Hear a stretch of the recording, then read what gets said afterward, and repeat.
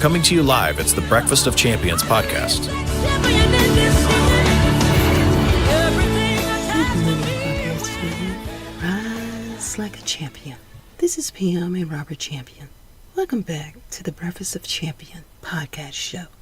Do you mind if I talk to you a bit about February 7th? This was a very emotional day for me. I knew this day was coming, but I guess I just didn't anticipate the intensity of my emotions.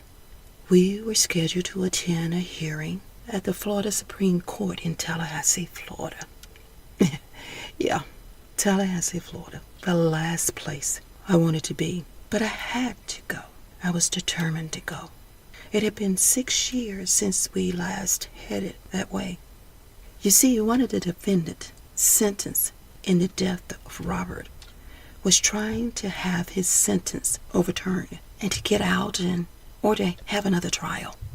So as we drove across the Florida line, my phone, for the very first time, blurted out, "Welcome to Florida."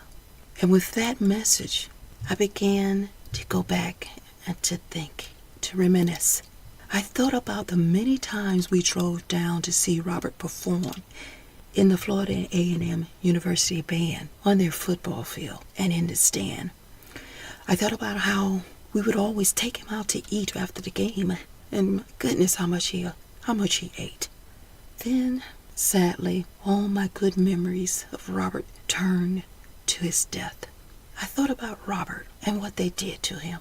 I thought about how he didn't deserve that. I thought about the things he must have gone through, the things he had to endure. Then my thoughts went to the school. I thought about the school. And you know, that's the last thing I want on my mind right now. But I thought about all the things they did to us, all the things they said, the way we were treated. Then tears started to flow. Yeah, I knew I had to shut down those thoughts. I had to get out of that space. It wasn't a good place for me because I knew where it was going. It always ends the same way. Then I thought about something.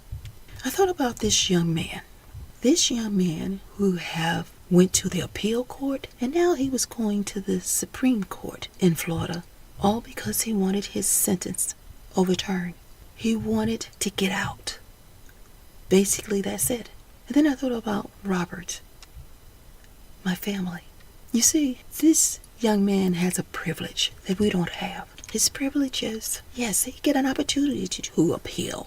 He get an opportunity to take it all the way to the Florida Supreme Court. But what most people don't think about is that we received a sentencing also. Our sentence was a lifelong sentence. Robert was sentenced and we were sentenced. We got life sentences. Yeah, we were sentenced to life without ever the possibility of parole. Something that we didn't deserve. We got that sentence for doing nothing. We did absolutely nothing. We cannot seek an appeal. We cannot hope for the court to overturn our sentence. We can't get out for good behavior. We got life without ever the possibility of parole. Not for something we did, but it was because of the violence and the negligence of others that we have to pay for it. You know, there's something wrong with that. But that's what I think of when this young man is seeking to overturn a sentence that he received. I'm sorry. I'm so sorry to lay something so heavy on you this morning. But I just had to share. Just had to share just a little insight of February the 7th.